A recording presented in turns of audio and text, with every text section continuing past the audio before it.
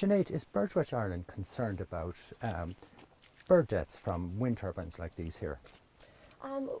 We have concerns in terms of potential impacts on birds for sure, but in terms of the global perspective, climate change and biodiversity loss are two of the sort of biggest concerns globally that there are. And if we're going to move towards a lower carbon economy and get rid of our dependence on fossil fuels, we're going to have to look towards rolling out renewable energy in a more expansive way.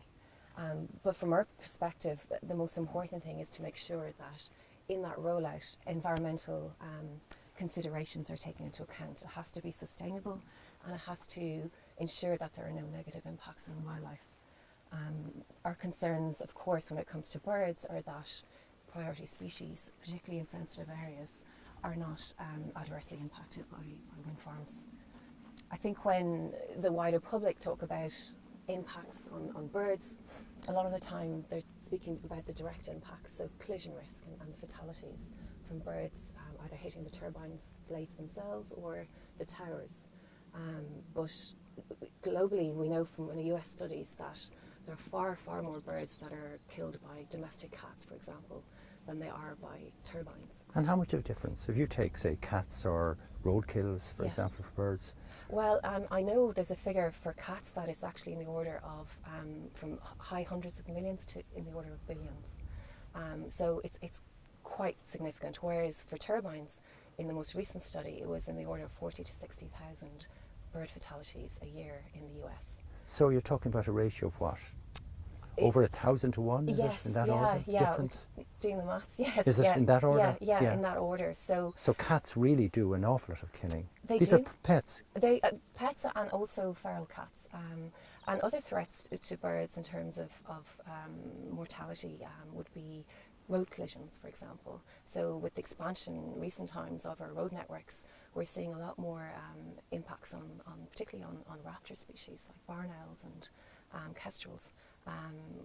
There's been a lot of work done with our raptor conservation officer, John Lusby, looking at mitigation for road networks and how they can reduce impacts on breeding barn owls, for example. So we, in terms of our concerns regarding wind farms, it's more to do with the indirect impacts.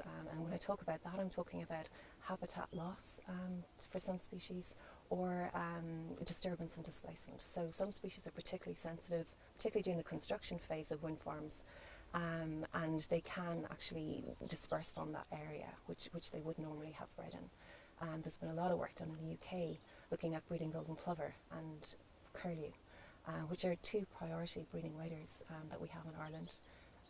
They're both on the red list, threatened, and we've seen that their pristine habitat has been eroded more and more through other land use changes, like changes in farming, afforestation, peat cutting. So from our point of view, wind energy, if it's rolled out appropriately and in a sustainable way and mindful of the sensitivities to birds and priority habitats, then it shouldn't actually adversely impact biodiversity. And we've put a lot of wind turbines up in Ireland over the last 10 years or so. We see wind turbines now, across the country. Have there been many bird kills from these, though, physically recorded? I suppose Ireland is just sort of jumping on, shall we say, the renewable energy train. And in terms of best practice, certainly in the UK, weekly fatality searches are something that are conducted at wind farms, and this is being rolled out here. So I think in the next few years we'll learn a lot more about what species are susceptible in Ireland, but certainly from elsewhere we know that certain species groups are more susceptible based on their behaviour or on where they're found. So we know that, for example, raptor species, particularly eagles and hen harriers, on the basis of where they hang out, where you find them, particularly in upland areas, and that tends to be where wind farms have been built up to now, they can be susceptible to collision risk for sure. But I think with appropriate siting of wind farms, you can mitigate against that risk. And also, for many of those species, they are actually adept flyers. So it's usually a case of in times of bad weather or I was talking to you earlier maybe about when it was sort of in offshore areas where you get a lot of coastal fog, you can increase the collision risk for certain species. Right. And Sinead, there's a lot of people in Ireland concerned about wind turbines like these killing birds. Is that a big issue for Birdwatch Ireland? It's not a big issue, Duncan. In terms of the impacts of wind farms on birds, we would have more concerns with impacts in terms of habitat loss or disturbance or displacement of species.